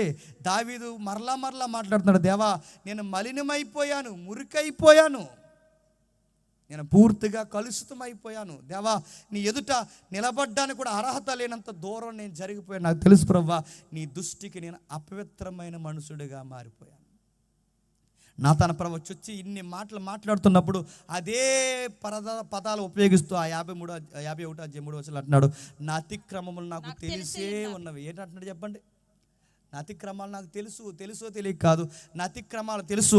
నేను పాపంలో ఎల్లప్పుడూ నేను ఆనందించాను. అది నా ఎదుట ఉంది, అది ఎదుటున్నది నాకు తెలిసినప్పుడు అక్కడి నుంచి నేను వెళ్లకుండా దాన్ని వీక్షించాను, దాన్ని చూశాను. ఆ చూసిన దాన్ని దగ్గర తెచ్చుకొని చెప్పండి ఆస్వాదించాను. నేను ఎంతగో స్వీకరించానంటే ఈ పాటలో ఆయన చేసిన పాపం అంతా రాసుకుంటున్నాడు చూడండి. ఈ కళ్ళతోనే చూశాను, ఆస్వాదించాను, అది నా ఎదుట ఉంది, ఈ కళ్ళతో చూశాను, నేను కావాలని పిలిపించుకున్నాను. నేను పాపాన్ని ఒప్పుకోవడంలో గుర్తుపెట్టుకోండి, దేవుడు ఎప్పుడు మెచ్చుకుంటాడు చెప్పిన? పాపాన్ని ఒప్పుకోవడంలో కూడా స్పష్టత ఉండాలి. నువ్వు ఎదుటోడి దగ్గర సిగ్గుపడితే సిగ్గుపడు చెప్పుకోవడానికి, నువ్వు పాస్టర్ గారి దగ్గర చెప్పుకోకపోతే మానే, దాచుకో, కానీ దేవుడి దగ్గర మాత్రం సిగ్గుపడుకో. దేవుడి దగ్గర పాపాన్ని ఒప్పుకున్నప్పుడు కూడా అక్కడ ఖచ్చితంగా ఆధ్యాత్మిక వివరణ పూర్తిగా ఆయన ఎదుట మనం ఒప్పుకోవాలి. అక్కడ దాచుకోవడానికి వీల్లేదు. మనం చెప్పాల్సిందంతా దేవునికి చెప్పేయాలి. మన దేవుడి దగ్గర కవరింగ్ లేదు. ఇంకా దేవా నన్ను అర్థం చేసుకో, కాదు దేవా నన్ను అర్థం చేసుకో, నన్ను క్షమించుకో, దేవా నీ చిత్తం ఎలాగుంటే నా ఎళ్ళ అలా జరిగించు. నువ్వు కొడతావా కొట్టు, నన్ను తిడతావా తిట్టు, నన్ను ఏం చేస్తావు చెయ్యి, నన్ను అరణ్యం పాలన చేస్తావు చెయ్యి. ఎందుకంటే నేను చేసిన తప్పుకు నువ్వు ఏమి విధించినా నేను స్వీకరిస్తాను. మనం ఎలా ఉంటుంది చెప్పిన? అందరి పాపాలతో మన పాపం కంపేర్ చేసుకుని ఇంత పెద్ద పాపానికి దేవుడు చూడండి నన్ను ఎంత నలిపేస్తున్నాడు అంటాను. నేను అంత సీన్ లేదు, గుర్తుపెట్టుకో. చిన్న పాపం పెద్ద అన్ని పాపాలే. చిన్న పాపం పెద్ద పాపం కాదు, మనం కంపేర్ చేసుకుంటాం. ఆడు ఎంత పాపం చేశాడు, ఆడు బాగానే బతుకుతున్నాడు, నేను ఈ పాపానికే దేవుడు నన్ను ఇంత నలిపేస్తున్నాడు అంటే, మీరు గుర్తుపెట్టుకోండి, మనం పాపం చేసినప్పుడు దేవుడు మనల్ని గద్దించాలి. ఒకవేళ ఏమి అనడం లేదంటే సంథింగ్ గుర్తుపెట్టుకో, దేవుడు నిన్ను వదిలేశాడేమో. నిన్ను ఏం జరిగినా ఎవరు ఏమంటలేదంటే దేవుడు కూడా నేను అనడం మానేశాడంటే గుర్తుపెట్టుకో, దేవుడు నిన్ను వదిలేశాడేమో. సౌలుని బాగా విన్నాడు, సౌలుని ఏమని అన్నాడా, దేవుడు వదిలేశాడు. దేవుడు వదిలేస్తే సౌలు ఏమయ్యాడు, సూసైడ్ చేసుకుని చచ్చిపోయాడు. కయ్యేడిని దేవుడు వదిలేశాడు, ఏమయ్యాడు, దేశతిమ్మరై చచ్చిపోయాడు. ఇస్కరియోతు యోధాన్ని ఏమనడం మానేశాడు, ఏమయ్యాడు, సూసైడ్ చేసుకుని తలకిందులుగా కింద పడి చనిపోయాడు. సొలొమోను కూడా ఏమనడం మానేశాడు, చివరికి సొలొమోను ఏమైపోయాడు, భార్యల మాట విని తిరిగిపోయాడు. దేవుడు ఏదో ఒకటి అనాలి, గుర్తుపెట్టుకోండి. ఎలా అంటాడు దేవుడు, ఆకాశం ఇలా ఇడిపోయి ఏంట్రా పనులు అండో, ఈ పులిపేట మీద నుంచో, ఈ పాస్టర్ గారి నోట్లో నుంచో, నీ సహోదరుడైన నీ తోటి యవనస్తుడు ఎవడో ఒక నోట్లో నుంచో గట్టిగా నేను గద్దిస్తాడు. ఆ మాటలు స్వీకరించు. అది వాక్యం అనే కొరడాతో నీకు చెబుతాడు. నీతోనే మాట్లాడుతున్నట్టుంటుంది నేరుగా. ఈ ప్రసంగం నీకే చెప్తున్నట్టు అనిపిస్తుంది. అంటే ఈ పులిపేట నుంచి దేవుడు నీతో మాట్లాడుతున్నాడు. ఎలా చెబుతాడు దేవుడు అంటే, ఇదిగో ముఖాముఖిగా మాట్లాడతాడు. ఇలాంటి చీకటి పాపంలో ఎవరైతే ఇరుక్కుని ఉంటారో ఖచ్చితంగా దేవుడు వాళ్ళకి చెబుతాడు, ఇదిగో మార్చుకో మార్చుకో మార్చుకో మార్చుకో. ఈ దేవుళ్ళు ఉన్న గొప్పతనం ఏంటో తెలుసా, నువ్వు ఎలాంటి పాపం చేసినా, మళ్ళీ చెప్తున్నాను, నువ్వు ఎంత పెద్ద పాపం చేసినా, నేను రాయితీ ఇవ్వట్లేదు, ఇది లైసెన్స్ అని నేను చెప్పట్లేదు, నువ్వు నిజాయితీగా దేవుని దగ్గర ఒప్పుకుంటే నేను ఖచ్చితంగా క్షమిస్తాడు. కానీ బట్ కండిషన్స్ అప్లై అవుతాయి, పనిష్మెంట్ మాత్రం కొనసాగుతుంది. గుర్తుపెట్టుకోండి. దావీదుని క్షమించాడు కానీ ఏం జరిగింది చెప్పండి, దావీదుని క్షమించాడు, అరణ్యానికి పోకుండా వదిలేశాడా? పనిష్మెంటే చెప్పండి, క్షమాపణ. ఇదేడు ప్రభా నన్ను క్షమించను అన్నావు, ఇంకా నన్ను రుద్దెత్తున్నావు ఏంటంటే క్షమే చెప్పండి, పరీక్షే. దావీదు గారి హృదయం ఎంత బాగా నచ్చిందో నేను ముగిస్తున్నాను. దావీదు అంటున్నాడు, నా అతిక్రమాలు తెలుసు, నా పాపం నాకు తెలుసు, నేను ఒప్పుకుంటున్నాను. అసలు ఏం జరిగిందంటే నేను ఏం చెప్పట్లేదు, నీకు వివరణ ఏమి ఇవ్వట్లేదు, నన్ను కవర్ చేసుకునే పాయింట్స్ ఏమి నేను రేట్ చేయను, నేను ఒప్పుకుంటున్నాను. ఎస్, నా ఎడల పాపం జరిగింది. ఇలానే ఒప్పుకోవాలండి పాపం ఒప్పుకున్నప్పుడు. చాలామంది తెలియదు ఎలా పాపాన్ని ఒప్పుకోవాలో, ఎలాగ ఒప్పుకోవాలి. నువ్వు ఎవరి దగ్గర ఒప్పుకోకపోయినా పర్లేదు, ఎందుకంటే నువ్వు ఇతరుల దగ్గర ఒప్పుకుంటే వాళ్ళందరూ పుణ్యాత్ములు అయిపోయి నేను పాపాత్ముడు అంటారు. అందుకే దేవుడి దగ్గర ఒప్పుకోవాల్సిన విధంగా ఒప్పుకోండి. దేవా నాకు తెలుసు, అందుకే నన్ను క్షమించు, నా పాపాన్ని తీసే, నీ నామాన్ని బట్టి నన్ను శుద్ధీకరించు, నన్ను పూర్తిగా నీ సంరక్షణలోకి తీసుకొని దావీదు గారు ఎంత బాగా ప్రేయర్ చేస్తున్నారు చూడండి. ఇంకా కిందికి అంటాడు, ప్రభా నీకు విషయం చెప్పాలి. మరో కీర్తనలు అంటాడు, నువ్వు నన్ను కొట్టు, 6వ కీర్తనలో కోపంతో మాత్రం కొట్టుకో, నేను తట్టుకోలేను అంటాడు. అది ఎలా ఉంటుందంటే, చిన్న పిల్లలు అమ్మకి చెప్తారు చూసారు, అమ్మ కొట్టమ్మ కానీ గట్టి కొట్టకే చచ్చిపోలేవు అన్నానని. ఆ టైపు దావీదు గారు ఆ బాండింగ్ మెయింటైన్ చేస్తారు చూడండి ఎవరితో, దేవుడితో. అందుకే నేను అంత బాగా నచ్చేసాడు. కొంతమంది పిల్లలు మీరు ఎప్పుడైనా గమనించారా, ఏ తల్లిలు ఒకసారి ఇంకా రాక్షసులా తెగ్గుంటేస్తుంటారు, పోలం దేవుళ్ళగా ఎటు మరి వాళ్ళు. చిన్నపిల్లడానికి కూడా ఒక ఆవిడ ఏకంగా తన్నేస్తుందండి ఎగరేసి, ఇలాదంతా అక్కడ ఓడిపోతున్నాడు, వాళ్ళు లేపు మళ్ళీ జుట్టుకు మళ్ళీ తన్నేస్తుంది. కొట్టేస్తుంటారని అడుగుతున్నాను, అలా కొట్టేస్తున్నప్పుడు చచ్చిపోతారని భయం ఏదండి వాళ్ళకి. ఆ కొడుతున్నప్పుడు కొంతమంది పిల్లలు మీరు గమనించండి, వాళ్ళ యాటిట్యూడ్ ఎంత ముద్ద వస్తుందో, వాళ్ళ ప్రవర్తన చూస్తున్నప్పుడు. ఏ తల్లి అయితే కొడుతుందో మళ్ళీ ఆ తల్లినే బెడ్లట్టుకుని అంటారు, అమ్మ కొట్టకమ్మ అంటారు. నిజానికి గుర్తుపెట్టండి, ఏ అమ్మ కొడుతుందో మళ్ళీ ఆ అమ్మనే పట్టుకుని ఏడుస్తున్నారు చూసారు బిడ్డలు, అది ప్రేమ అంటే. దేవుడు కూడా గుర్తుపెట్టుకోండి, దావీదుని దేవుడు కొడుతున్నప్పుడు దావీదు దేవుడికి దూరంగా పారిపోవట్లేదంట. ఏ దేవుడు కొడుతున్నాడో చెప్పండి, ఆ దేవుడినే పట్టుకుని అంటున్నాడు, దేవా కొట్టు కానీ కొట్టకు ప్రభా, నేను చచ్చిపోతాను, నేను చచ్చిపోయి నరకానికి పోతే నీకు ఎవరు వర్షిప్ చేస్తారు చెప్పంటాడు దావీదు 6వ కీర్తనలో. అక్కడ కూడా వర్షిప్పే. దావీదు ఎందుకు దేవుడికి నచ్చేసాడంటే, పాపం చేసినప్పుడు కూడా దాసుకోకుండా చెప్పండి ఒప్పుకుంటాడు. దావీదులో ఉన్న మరొక బ్యూటీ ఏంటి చెప్పనా, నేను ముగిస్తున్నాను. లైఫ్లో ఒకే ఒక్క పాపం చేసాడట, లైఫ్లో ఒకే ఒక్క పాపం. మందే లైఫ్లో ఒకే ఒక్క పుణ్యం చేస్తాం చెప్పండి, మొత్తం పాపాలు చిట్టాలి మనకి. జీవితంలో ఒకే ఒక్క తప్పు చేశాడు. కానీ దావీదు గారు జీవితంలో ఒకే ఒక్క తప్పు, మన జీవితం అంతా తప్పులే, తెల్లారితే తప్పులు, నిద్రపోయే వరకు తప్పులు, రాత్రి పగలు అన్ని తప్పుడు తలకడ జీవితాలు ఉంటాయి. కానీ దావీదు గారు చూడండి, జీవితంలో ఒకే ఒక తప్పు చేశాడు, మళ్ళీ ఆ తప్పుని చెప్పండి రిపీట్ చేయలేదు. దావీదు గారు అంతకు దేవుడికి నచ్చేస్తాడు. నా ఉద్దేశానుసారైన మనుషుడు, దావీదు హృదయం నాకు బాగా నచ్చిందని ప్రతి రాజుని దావీదు ఎందుకు కంపేర్ చేశాడు తెలుసా? ఇలాంటి వ్యక్తులు రాజులు కొంటే ప్రజలు చెప్పండి బాగుంటారు. ఇలాంటి హృదయాలు కలిగిన వారు సమాజంలో ఉంటే సమాజం బాగుంటుంది, సంఘాలు ఉంటే సంఘం బాగుంటుంది, సంసారంలో ఉంటే సంసారం బాగుంటుంది. వాళ్ళు ఎక్కడుంటే అక్కడ అనేకులకు దీవెనకరంగా మారిపోతారు. దావీదు హృదయాన్ని దేవుడు మెచ్చుకున్నాడు. ఇంకా రాస్తున్నాడు చూడండి. తప్పు చేసినప్పుడు ఆయన కవర్ చేయకుండా ఒక మాట అంటాడు, దేవా నీకు విషయం చెప్పాలి, నువ్వు నన్ను ఎంత గద్దిస్తావో అంత చెప్పండి గద్దించే, నువ్వెంత కడిగేస్తావు అంత కడిగించే, కానీ ఒక మాట అంటున్నాను ప్రభువా, నీ రక్షణ ఆనందాన్ని మాత్రం నా నుంచి తీ. నాకు ఆస్తులు పోయినా పర్లేదు, నా ప్యాలెస్ లాగేసుకున్నా పర్లేదు, నా ఉపపత్తుల్ని నా కొడుకులు లాగేసుకున్నా పర్లేదు, నా భార్యలు మొండమోపుతనం లాంటి అవమానాన్ని భరించినా పర్లేదు, నా కుటుంబం ఏమైపోయినా పర్లేదు, నా బంగారం, నా వైరాగ్యం, నా సింహాసనం అంతా పోయినా పర్లేదు, కానీ అన్నిటికన్నా గొప్పది ఒకటి ఉందో నాకు తెలుసు, నీ రక్షణ అనుభవాన్ని మాత్రం నా నుంచి తీసేయవద్దు. మరొకటి కూడా రిక్వెస్ట్ పెట్టుకుంటున్నాను, ప్రభువా నీ పరిశుద్ధాత్మను కూడా నా నుంచి చెప్పండి దూరం చేయదు. దావీదు హృదయం ఎంత బాగుంటే, ఇలాంటి దావీదుని ఇష్టపడకపోతే దేవుడు నిన్ను నన్ను ఇష్టపడతాడా? మళ్ళీ అడుగుతున్నాను, ఇలాంటి దావీదుని ఇష్టపడకపోతే నిన్ను నన్ను ఇష్టపడతాడా? దావీదు ఎంత ముద్దొస్తున్నాడు చూడండి. శత్రువులు పాడైతే ఏడుస్తాడు, శత్రువులు భయంకరంగా దండెత్తినప్పుడు స్ట్రాంగ్గా నిలబడతాడు, అది ఇతరులకు హాని చేసినప్పుడు హాని చేసిన నిజాయితీగా ఒప్పుకుంటాడు, పాపంలో కూడా సిగ్గు లేకుండా తెలిసే చేసిన ఒప్పుకుంటాడు. చివరికి దావీదులో ఉన్న గొప్పతనం ఏంటంటే, రక్షణ ఆనందం లేకుండా నా కోట్లు ఆస్తున్నవద్దంటాడు. ఆత్మ లేకుండా నాకు ఏ ఫలం వచ్చినా వద్దు ప్రభువా, నేను అన్నిటి ఎదుట ఒప్పుకుంటున్నాను, దేవా నన్ను చేర్చుకో ప్రభువా అని చేసిన తప్పుకి క్షమాపణ పొందిన ఉత్తమ రాజు ఎవరు చెప్పండి? దావీదు గారు. మీరు ఇంటికి వెళ్ళిన తర్వాత చదవండి, నేను ముగిస్తున్నాను. దావీదు గారిలో ఉన్న మరొక చివరి స్టేజ్ మీరు ఇంటికి వెళ్ళక చదవండి. ఆయనకి చలి వేస్తుంటుంది. ఆ చలి వేసేస్తున్నప్పుడు ఆయనకి బాగా చలి వేస్తుంది. ఆ చలి వేసినప్పుడు ఎవడిచ్చాడో బోడి సలహా ఇచ్చాడు, ఒక సలహా. ఆయనకు దుప్పలు కప్పుతారు, అవి కప్పుతారు, ఏమీ తగ్గదు. ఆ పక్క నుంచి మంత్రులు కుదురుంటారు కదండి, అలా సలహా ఇచ్చారు, ఆ చలి తగ్గాలంటే ఒక క్షమించండి ఒక టీనేజ్ అమ్మాయి కావాలన్నారు. టీనేజ్ అమ్మాయి ఎందుకు సార్ అంటే, దావీదుని అలా గట్టిగా హగ్ చేసుకుని పట్టుకుంటే హగ్కి ఈట వచ్చేస్తుంది, ఇక మొత్తానికి ఆయనకి సలహా ఇదని చెప్పారు. ఇలాంటి సలహాలు ఎందుకు ఇచ్చారు నాకు అర్థమవుతుంది. ఆ సలహా ఇచ్చి మొత్తం మీద దేశం అంతా తిరిగి ఒక ఉత్తమ అమ్మాయిని తీసుకొచ్చారు. ఆ అమ్మాయిని తీసుకొచ్చి దావీదు కౌగుల్లో పెడితే అక్కడ రాయబడిన మాట ఏంటో తెలుసా? తన ఆ విధంగా ముట్టుకోలేదంట.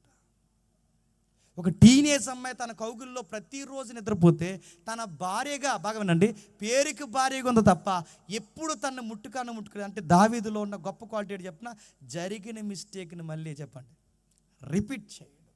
మనం రీల్స్ చేస్తాం, వాటితో హైలైట్ చేస్తాను. అడుగుతున్నాను, ఎంత పిచ్చో మనకి. దావీదు గారు చూడండి, తను మార్చుకున్నాడు, దేవుని ఎదుట ఒప్పుకున్నాడు, తన ప్రేమను బట్టి నిండు హృదయంతో దేవుని ఎదుట చెప్పండి అరెస్ట్ అయిపోయాడు. ఈ దావీదు స్టోరీ చదువుతుంటే మనకి ఏమర్థమవుతుందో చెప్పిన, ఆ దావీదుని దేవుడు అంత బాగా వాడుకోవడానికి, ఆ దావీదు సింహాసనం మీద ఎక్కడానికి నీతి సూర్యుడు రాబోతాడు. ఆ నీతి సూర్యుడే నజరేయుడైన యేసు. అలాంటి దావీదుని ఇష్టపడిన దేవుడు ఆ దావీదుకి ఏం బహుమానం ఇచ్చాడంటే, గొప్ప బహుమానం, తన కుమారుడిని తన గర్భంలోనే పుట్టించబోతున్నాడు. దైవసుతుడు తన గర్భంలోంచి రాబోతున్నాడు, దావీదు కుమారుడని పిలవబోతున్నాడు. ఇంతకన్నా బహుమానం ఏంటి? ఒక వ్యభిచారం చేసిన దావీదుకి క్రీస్తు కొడుక అంటే అంత గొప్ప ఔన్నత్యం ఇచ్చాడు. ఒకటి చంపేసిన దావీదుకి క్రీస్తు కుమారుడు అవుతాడంటే, అవును కుమారుడు అవుతా, ఆ ట్యాగ్ నేనే ఇచ్చాను అంటున్నాడు.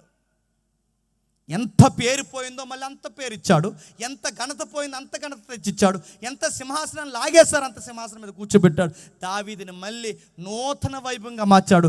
దావీదు వెళ్ళిపోతున్నప్పుడు దేవుడు మాట ఇచ్చాడు, ఏం కంగారు పడకు, నీకు ఎప్పుడు ఒక దీపం వెలుగుతూ ఉంటుంది. ఆ నిత్యము వెలిగే దీపం పేరే అభిషక్తుడు రాబోతున్నాడు. ఆ అభిషక్తుడు సాక్షాత్తు నీకు కుమారుడుగా పిలువబడతాడు. ఇంతకన్నా లైఫ్కి ధన్యత ఏముంది చెప్పండి? దేవుణ్ణి కనబోయే ఒక గర్భంగా దావీదు గర్భం మారబోతుందంటే ఇంతకన్నా ధన్యత ఏంటి? ఏ గర్భంతో అయితే పాపం చేశాడో అదే గర్భాన్న క్రీస్తు ఉద్భవిస్తానన్నాడంటే ఇంతకన్నా ధన్యత ఏముంది చెప్పండి? ఎంత గొప్ప బ్లెస్సింగ్ దేవుడు ఇచ్చి దావీదుని పూర్తిగా కడిగేశాడు, తుడిచేశాడు, మళ్ళీ రక్షణ ఆనందాన్ని ఇచ్చాడు, ఆత్మనిచ్చాడు, ఉన్నతమైన స్థితిలో దావీదుని నిలబెట్టాడు. ఇప్పుడు చెప్పండి, దావీదు దేవుడికి ఎంత బాగా నచ్చాడంటే, ఇన్ని క్వాలిటీస్, ఇన్ని విలువలు, ఇన్ని ఎథిక్స్ దావీదుకు ఉన్నాయి గనకే దేవుడికి నచ్చాడు. మనం ఎందుకు నచ్చట్లేదంటే లోపల దరిద్రం, కుల్లి, అసూయ, ఇంకా చెప్పండి, ఎదుటోడు సొక్క వేసుకుంటే ఏడుస్తాం, ఎదుటోడు ఇల్లు కట్టుకుంటే ఏడుస్తాం, ఎదుటోడు బాగా తింటే ఏడుస్తాం, ఎదుటోడు కారు కొనుక్కుంటే ఏడుస్తాం, ఎదుటోడు బాగుంటే ఏడుస్తాం. అన్ని దరిద్రం అంతా లోపల పెట్టుకుని నాకు ఏ కార్యాలు చేయవేటి ప్రభు అంటే, నువ్వు చాలా కార్యాలు చేస్తున్నావు లోపల. ముందు అది మానే, అవి తీసేస్తే దేవుడు నీకు సమస్తము సమకూర్చి జరిగించి క్రీస్తు అనే వెలుగుని తెలిసి నీ హృదయం అనే సింహాసనం మీద కూర్చోబెడతాడు. గొప్ప కార్యాలు జరిగించి నేను ఆశీర్వాదకరంగా చెప్పండి మార్చేస్తాడు. అందుకే 41 మంది రాజులను చూశాడు.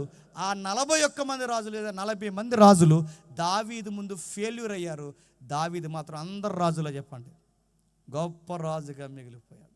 ఈరోజు కూడా దావీదుని ఇష్టపడిన దేవుడు నిన్ను నన్ను కూడా ఇష్టపడతాడంటే ఖచ్చితంగా చెప్పండి ఇష్టపడతాడు. ఈరోజుకి మించిపోయింది ఏం లేదు. ఈ రాత్రి వరకు కూడా ఏ పాపాన్ని కొనసాగించొచ్చావో నాకు తెలియదు. ఈ రాత్రి వరకు కూడా ఏ చీకటి బంధాలు నీ జీవితంలో ఉన్నాయో నాకు తెలియదు. ఈ రాత్రి వరకు కూడా దేవునికి ఏవి వ్యతిరేకమైన పనులు చేసి వచ్చావో నాకు తెలియదు. ఎన్ని జరిగినా ఒక మాట గుర్తుపెట్టుకో, ఈ రాత్రి దేవుని ఎదురు యథార్థం ఒప్పుకో. దావీదుని కౌగుల్లోకి లాక్కున్న దేవుడు నిన్ను కూడా తన కౌగుల్లోనికి తీసుకుంటాడు. ఏమో ఎంతమంది యవనస్తులు ఇక్కడ ఇప్పటికే తప్పులు చేసి వచ్చారో నాకు తెలియదు. ఎంతమంది సంసారం చేస్తూ అక్రమ సంబంధాల్లో ఉన్నారో నాకు తెలియదు. ఎంతమంది యథార్థతను వదిలేసి దొంగ వ్యాపారాలు చేస్తున్నారో నాకు తెలియదు. లగ్జరీకి మరిగి సుఖాలకి పెద్ద పెట్టేస్తున్నారో నాకు తెలియదు. మీ అందరినీ నేను దేవుని ఎదురు ఒప్పుకునేది ఒకే ఒక్క మాట, దేవుని ఎదురు చెప్పుకునేది ఒకే ఒక్క మాట, దేవుడు పక్షాన మీకు విజ్ఞాపం చేసేది ఒకే ఒక్క మాట. మీరు పక్కోళ్ళకి చెప్పినా చెప్పకపోయినా ఈ చివరి ప్రార్థనలో మాత్రం చెప్పండి దేవుని ఎదురు ఒప్పుకోవాల్సినవి చెప్పండి, ఒప్పేసుకోండి. దావీదును క్షమించిన దేవుడు నిన్ను నన్ను క్షమించి తన కుమారుని వెలుగును మన మీద నింపునుగాక. Amen, amen, amen. రేపు మాట్లాడుకుందాం. ప్రార్థన. ప్రేమగల తండ్రి, కృపగల దేవ, మీ విలువైన సంగతులు తండ్రి మాకు అందించినందుకు స్తుతులు స్తోత్రములు తండ్రి. మీ దయ మీ కృప తండ్రి మాకు అందించి తండ్రి వాడుకుంటున్నందుకు మీకు స్తుతులు తండ్రి. దావీదు జీవిత చరిత్రను చదువుతున్నప్పుడు ఎన్నిసార్లు మాట్లాడుకున్నా మాకు ఆశ్చర్యకరమే. ఆ అబ్బాయి తండ్రి ఊరకే మీకు నచ్చలేదు తండ్రి. తనకు ఒప్పుకోవడం తెలుసు, తన జీవితాన్ని ఎలా నిలబెట్టుకోవడం తనకు తెలుసు తండ్రి. పరిస్థితులు బాలేనప్పుడు తండ్రి ఎంత ఖచ్చితంగా నిలబడాలో తనకు తెలుసు. శత్రువులకు సమాధానం ఎలా చెప్పాలో తెలుసు. శత్రువు మనసు కూడా ఎలా గెలుచుకోవాలో తెలుసు. ఒక్కటేంటి తండ్రి, దావీదు గారికి అన్నీ తెలుసు. పాపం చేసామని ఒప్పుకున్నప్పుడు నిజాయితీగా ఒప్పుకునే మనసు దావీదు గారి తండ్రి. అలాంటి ధన్యకరమైన హృదయాలు దావీదు గారికి ఉంది కనుక తండ్రి ఈ రోజుకి మాకు మాదిరికరంగా చూపిస్తున్నారు. ఈ రాత్రి మేము ఒప్పుకుంటున్నాం. ఈ రాత్రి ప్రతి ఒక్కరూ తండ్రి మీ ఎదుట మేము చెప్పుకుంటున్నాం. మీ ఎదుట తండ్రి తెలుసో తెలియక కాదు, తెలిసే మేము చాలా పాపాలు చేస్తాం తండ్రి. ప్రతి కార్యము తండ్రి మీకు వ్యతిరేకమైన మేము పనే చేస్తున్నాం తండ్రి. మా హృదయాలు ఎరిగిన దేవా, మేము ఏడిస్తే నువ్వు ఏడుస్తావు, మేము నవ్వుతే నువ్వు నవ్వుతావు, మేము బాధపడితే నువ్వు బాధపడతావు. మా జీవితాలు బాగుండాలని మాకన్నా ముందే మా కొరకు అడుగులు వేస్తావు. మా జీవితాన్ని అందంగా నువ్వు చూడాలనుకుంటావు తండ్రి. మీ గద్దింపులు మాకు కావాలి తండ్రి, మీ వాక్కులు మాకు కావాలి, మీ సహవాసం మాకు కావాలి దేవా. మీ పరిశుద్ధాత్ముడు రక్షణ అనుభవం మాకు కావాలి. మీరు లేకపోతే తండ్రి మా జీవితాలకి ఏమీ లేదు తండ్రి. మీ వెలుగులు మా జీవితంలో లేకపోతే మా జీవితాలకి పరమార్థం లేదు తండ్రి. దావీదు వలె మేము కూడా మా పాపాలన్నింటినీ మీ ఎదుట ఒప్పుకుంటున్నాం. మమ్మల్ని స్థిరపరచండి, బలపరచండి, సమాధానపరచండి. మా భవిష్యత్తుని మీ చేతులకు అప్పగిస్తూ, మా పరిస్థితులన్నింటినీ మీ చేతిలో పెడుతూ, మా శత్రువులను మా మిత్రులను అందరినీ దీవిస్తారని కోరుతూ క్రీస్తు నామమున ఈ ప్రార్థన సమర్పిస్తున్నాం తండ్రి. Amen, amen, amen.